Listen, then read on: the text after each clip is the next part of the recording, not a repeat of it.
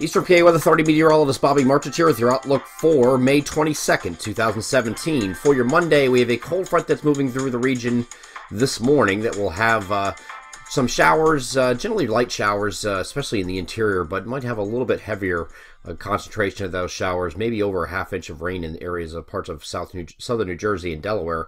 It does look like it's going to not be an entire day thing. It will be for areas further south and east, but I do think once you get past mid-afternoon, this starts to wind down a little bit, and in the interior, we'll have that kind of wind down a little bit sooner than that. Maybe just light showers in the interior, more concentrated down here in southern New Jersey and Delaware. Let's go over to the NAM high-res future simulated radar. I'm going to start this off at 5 a.m. and you can see all the activity, or majority of the activity, is down across extreme southeastern Pennsylvania from around the Philadelphia metro into central and southern New Jersey and across Delaware and much of Maryland and northern Virginia at this point. And then we'll have most of this activity will continue for those areas. We're going to have another batch that's going to kind of resurge and as you get toward the late morning. This is now 10 a.m.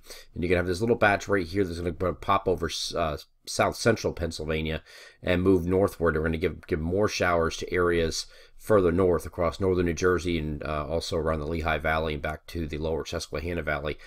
This is now looking at 1 o'clock in the afternoon here. So again, early afternoon, late morning, early afternoon, you have that second batch coming through, and then that will push east. And this image here is now looking at 4 p.m. Most of the activity in Pennsylvania will have died off by this point, maybe just a residual shower or two. Still a concentration of showers across mainly New Jersey, eastern New Jersey at that.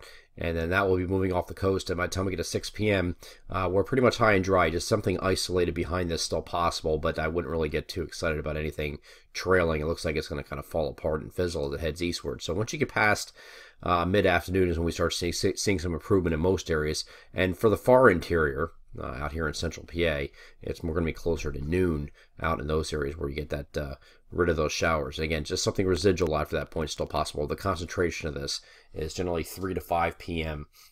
Ending here on Monday.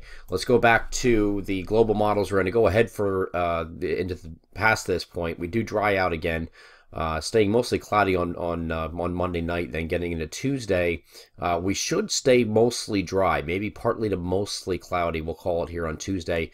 Increasing clouds later in the day, and we'll have some showers working their way in later in the day and toward the evening as from southwest to northeast across the coverage area. So I do think most of Tuesday for most areas is going to be dry, but we're going to have this surge of moisture coming in from the south, and we're just going to get clipped by this. Not really a full brunt hit from this system. You can see the majority of it's going to be, again, across those same areas that are getting the most rain out of this cold front today will be affected by this low pressure. Again, in the interior, we're not nearly as wet with this one. It's just going to be mostly in eastern sections from Maryland and Delaware, and also mostly southern New Jersey. But you can see much of Pennsylvania here is not completely dry, but just not as concentrated of showers here going into Wednesday morning. So you have an early shower here on Wednesday, then we dry out.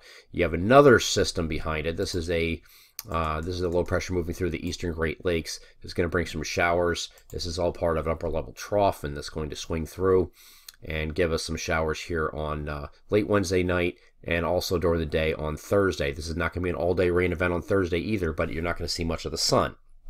And very, very light showers in association with this low pressure that's going to move up into southeastern Canada after it traverses the eastern Great Lakes. And then that finally pulls away for Friday. Friday right now looks like the pick of the week. So we have a dry Friday expected and partly cloudy skies across the region. We do have a warm front that's going to push through in association with this. There's an area low pressure out here. There's a warm front attached to it, and it's uncertain what the extent of this rain is going to be, but you could have some rain moving along the warm front. Now, so this model is a little exaggerated with it. I don't think it's going to be that much, but it's showing into a weak area of low pressure moving along a warm front here on Saturday night into Sunday morning. And then some of that shower activity still lingering with this trailing energy during the day on Sunday. I really don't think this is going to be as bad as it's currently depicted. Okay, and then we get to Monday.